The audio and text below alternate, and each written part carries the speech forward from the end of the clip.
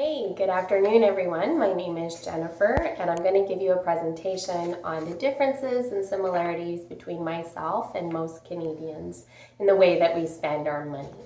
I found out through this lesson that I am very similar to many Canadians. I am deep in the hole, and so are many of my compatriots. So I'm going to talk about two similarities between myself and Canadians, and then I'm going to talk about two differences.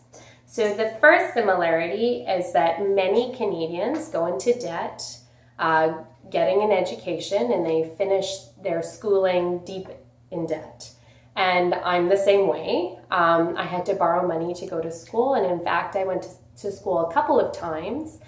And each time I had to take out a student loan, which is very similar to many Canadians. As adults, we go back to school a couple of times in our lifetime usually, and we end up having to borrow money. The second similarity is that myself and most Canadians spend our money on similar things like vacations or updating our homes or our education, like I said before.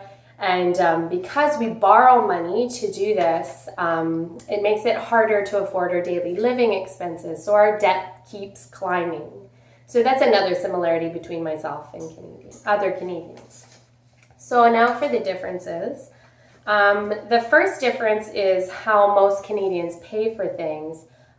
In the lesson, it said that most Canadians pay for things with credit cards or loans, and I'm actually different. I prefer not to use my credit card unless it's for something special like an airplane ticket, and you need a credit card for that. But for my daily living expenses, I prefer not to accumulate debt on a credit card. I prefer to pay with debit or cash, and I think that keeps my consumer debt fairly low. I mean, it's not really low, but fairly low.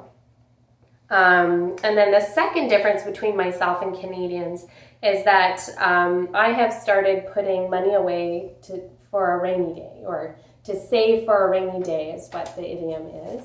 And that's different from most Canadians. They aren't putting away money every month into a savings account in case of an emergency.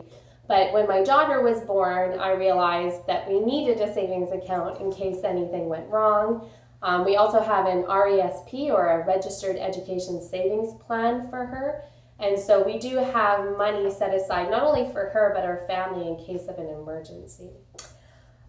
So that's my presentation. I talked about two similarities in the way that I had debt from school and I spend money on vacations like other Canadians, but I am different in the fact that I don't like to use my credit cards, and I do like to save for a rainy day.